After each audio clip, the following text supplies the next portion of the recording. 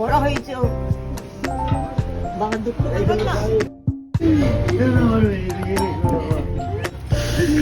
আমি শুধু তোমাকে দেখি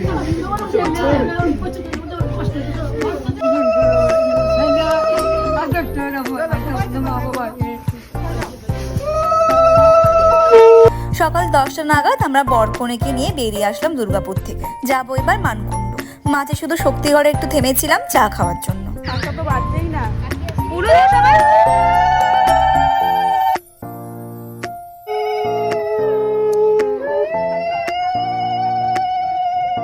শাশুড়িকে নাচতে নাচতে করতে হয় তো এটা।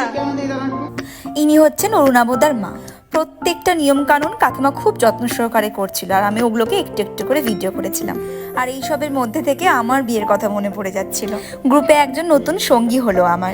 আগামী দিনগুলো দুজনের খুব সুখের হোক।